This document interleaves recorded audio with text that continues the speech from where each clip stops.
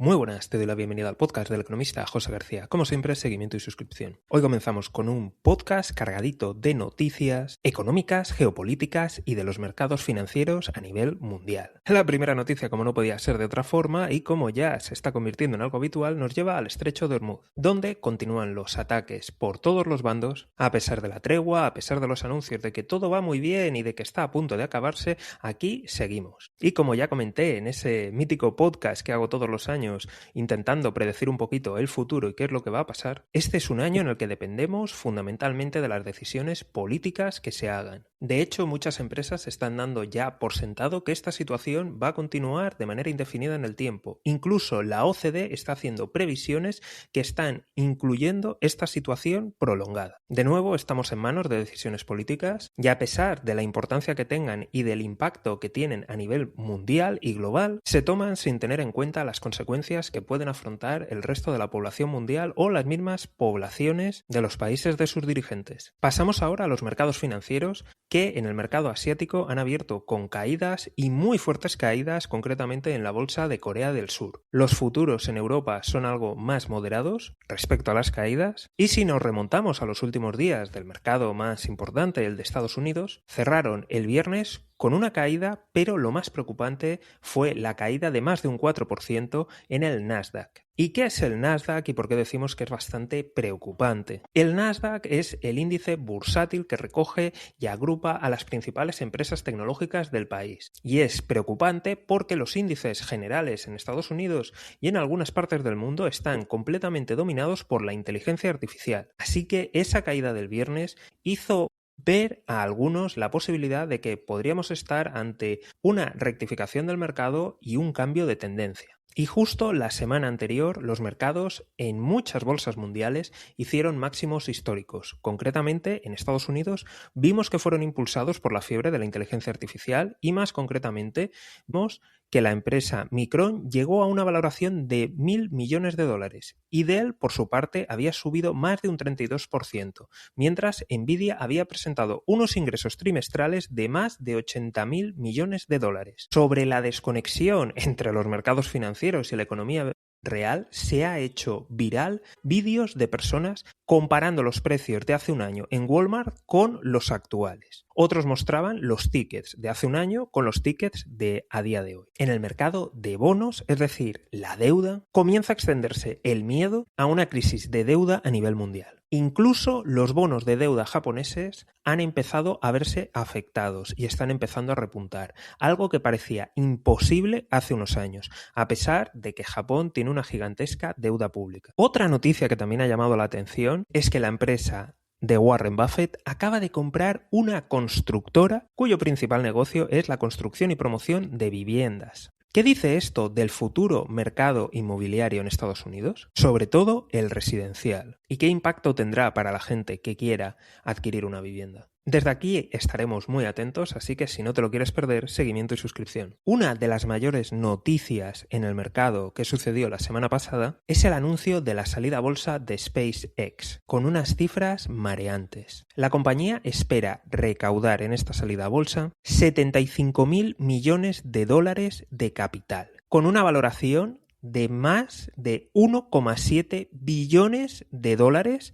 Y repito, 1,7 billones de dólares si estás en España o 1,7 trillones de dólares para la gente que nos escucha desde Estados Unidos. Y de nuevo esto pone el foco en las empresas de inteligencia artificial y en las tecnológicas que se están beneficiando de este boom. Porque ya tenemos a SpaceX, pero también se espera la salida a bolsa de otras compañías como OpenAI o Anthropic, con valoraciones igualmente gigantescas. Y esto es algo que debemos de prestar gran atención, porque en función de qué acogida tengan estas empresas en el mercado, podrían disparar todas las alarmas, ya que si no reciben una fuerte acogida o si el precio de cotización se hunde, podrían afectar a las percepciones de futuro de todo el sector y de todas las empresas que ahora mismo lo están apostando todo por la inteligencia artificial. Y viendo la composición de los mercados y viendo dónde se concentra el crecimiento económico, podría extenderse el pánico o incluso profundizarse. Ahora damos el paso a noticias macroeconómicas fuera de los mercados financieros. Y es que se confirma que Canadá entró en recesión.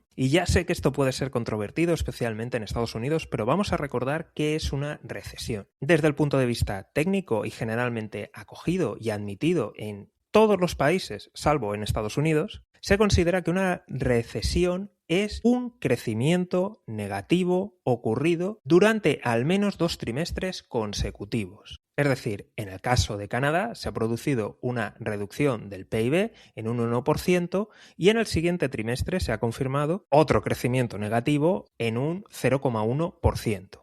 Como son 2 trimestres consecutivos, se considera que ha entrado en recesión. Esto que es admitido en todo el planeta, salvo en Estados Unidos, que para que haya una recesión lo tiene que indicar la Oficina Nacional de Investigaciones Económicas, que no solamente mide el PIB, sino que también tiene en cuenta otros factores, principalmente el empleo. Esto fue muy controvertido porque en algunos años, a pesar de que Estados Unidos entraba en recesión, o lo que ellos llamaban recesión técnica, como esta Oficina de Investigaciones Económicas no declaraba la recesión, producía el debate entre ciertos analistas económicos en los medios de comunicación. Así que si no sabías de dónde venía toda esta polémica, pues aquí te lo hemos explicado. Vamos a centrarnos ahora en China, ya que el gigante asiático está reduciendo las importaciones de petróleo por vía marítima, ya que tenemos que vigilar a qué se ha debido. ¿Se debe solo a una reducción por la subida de precios o hay algo más? ¿Alguna decisión estratégica? ¿Cuánto ha comprado por oleoductos? ¿Cuál ha sido el mix energético? Por otro lado, China también está impulsando el uso del yuan digital, introduciéndolo en loterías, pago de salarios públicos y transacciones internacionales. Por cierto, ya que hablamos de divisas digitales, tenemos que hablar del mundo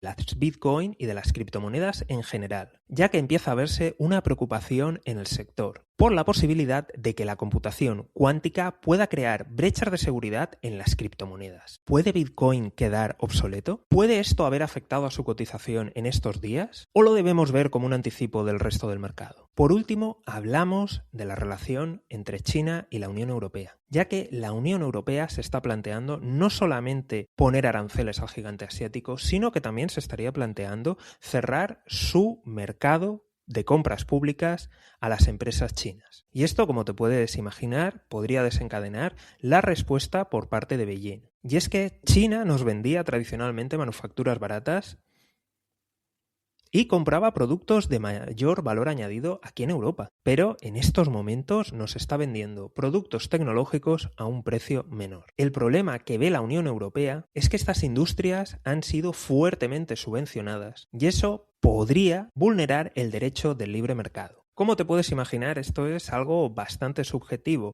Es decir, porque muchas veces se habla de libre mercado, pero luego, ¿qué pasa con los rescates? Se dice que estas empresas son estratégicas y se les rescata, y a otras se las deja caer. A algunas se les apoya desde el inicio, aunque estén perdiendo, y a otras no. Y si encima esto lo llevamos al nivel de estados, más bien de bloques comerciales como la Unión Europea y China, su complejidad es mayor, y todo depende de lo que se quiera ver. China ha visto en sus empresas una apuesta estratégica de futuro y la Unión Europea puede ver una manipulación del mercado y un intento de destruir la libre competencia. En cambio, si la Unión Europea toma estas medidas, China puede entenderlo como una medida proteccionista que rompe la libertad del mercado. En cualquier caso, creo que este puede ser uno de los conflictos más importantes a nivel comercial en el mundo y con capacidad para definir el futuro mundial. Estados Unidos ha demostrado que no es un socio fiable para sus aliados y además se está preparando para un posible conflicto con China. Así que las relaciones comerciales entre la Unión Europea y China se han convertido en las relaciones comerciales más importantes en el mundo. Y lo que ocurra en este conflicto, las leyes que se acaben aplicando van a tener repercusiones a nivel mundial. Y no solamente por esta relación comercial entre estos dos bloques, sino que van a tener ramificaciones en el resto del mundo. Porque las nuevas leyes, los nuevos acuerdos, los nuevos consensos a los que se lleguen marcarán el resto de relaciones comerciales. En el peor de los casos nos podemos ver abocados a otra guerra comercial. Y eso sería terrible y devastador para el mundo. Porque nos encontraríamos con China, la Unión Europea y Estados Unidos peleando entre ellos. Esto fragmentaría el comercio, aumentando costes que al final pagaríamos los consumidores finales de todo el planeta. Veamos ahora una buenísima noticia que ha sucedido en Sudamérica. Y es que la región está ganando peso en exportación petrolera. ¿Qué implica esto? ¿Es algo que se va a quedar en el corto plazo? ¿Qué podemos esperar cuando se arregle el conflicto de Hormuz? Si es que alguna vez se arregla. Pues bien, cabe destacar que los contratos de petróleo se suelen hacer a largo plazo, así que la región esté ganando peso en exportaciones implica que se va a mantener en el tiempo.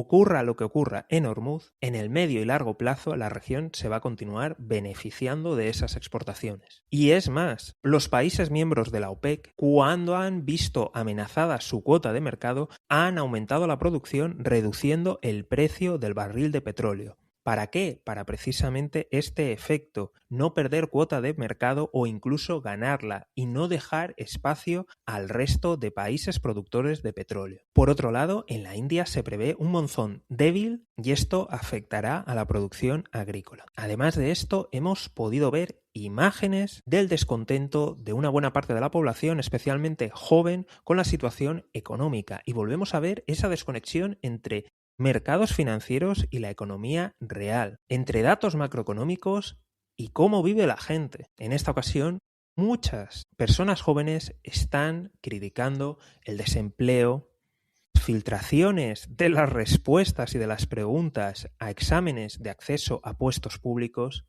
y la falta de oportunidades. De nuevo, en Estados Unidos no solamente son los tickets de los supermercados, los hashtags y los títulos de los vídeos donde aparece la palabra emprendimiento o side hustle están aumentando allí y en el planeta entero. Pero esto no es un verdadero emprendimiento. Esto es un no llego a fin de mes o no encuentro trabajo y me tengo que buscar la vida. Por su parte, el Banco Central de Sudáfrica ha subido tipos debido a la inflación. En esta ocasión la subida ha sido de 25 puntos básicos hasta el 7%. De nuevo, y como ya he comentado muchas veces en el programa, el problema de este tipo de subidas es que el shock energético es lo que está disparando la inflación y las subidas de tipos no van a hacer nada para que llegue más petróleo y más gas al país. Brasil ha crecido un 1% trimestral y supera las expectativas. Australia creció menos de lo esperado y Corea del Sur ha experimentado el mayor crecimiento exportador en 40 años. Y el motivo no es otro más que el de la inteligencia artificial y concretamente la exportación de chips. Como siempre, y para terminar, vamos a ver ahora las notas del Fondo Monetario Internacional. O mejor dicho, al pie de la última, me gustaría darte mi opinión sobre lo que está pasando en África, ya que es algo de lo que no se suele hablar, menos en estos términos, y sus implicaciones van a tener un impacto global. Gambia cierra un acuerdo técnico con el Fondo Monetario Internacional y se confirma que el año pasado creció un 6%, pero con una deuda pública que supera el 79%. Y esto es muy importante, ya que no podemos comparar las deudas públicas de países emergentes con las de países en desarrollo, ya que en muchas ocasiones los países en desarrollo controlan su propia divisa o al menos tienen influencia, como puede ser el caso de los países de la zona euro. Además, los mercados suelen ver con mejores ojos la deuda de los países desarrollados y por tanto el tipo de interés es mucho menor. En cambio, en los países emergentes no es que los tipos de interés sean más altos, es que a veces no hay demanda para esa deuda. Así que un 79% que en un país desarrollado podría ser manejable, en un país emergente es bastante peligroso. Grecia acaba de superar el chequeo anual que hace el Fondo Monetario Internacional a todos sus miembros. Y en él ha advertido del impacto del shock energético que podría afectar a un menor crecimiento, aunque espera que continúe este crecimiento gracias al turismo.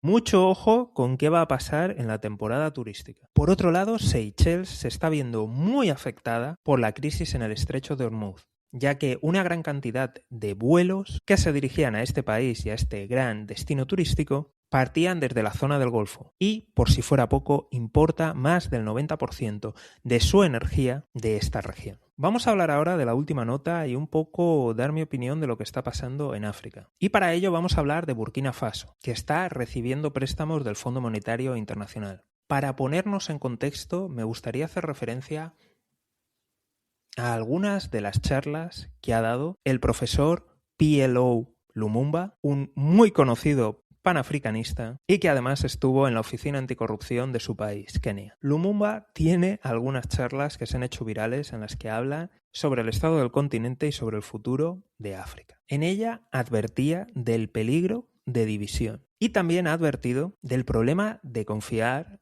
en líderes y no en sistemas. Y esto nos lleva a reflexionar sobre el caso de Burkina Faso, donde desde algunos medios y desde algunos canales y sobre todo desde la propaganda básicamente rusa se está idealizando algo que a mí me parece bastante peligroso. Allí se llegó por un golpe de Estado y se echaron a las tropas francesas, a las cuales se les estaba acusando de estar detrás de la insurgencia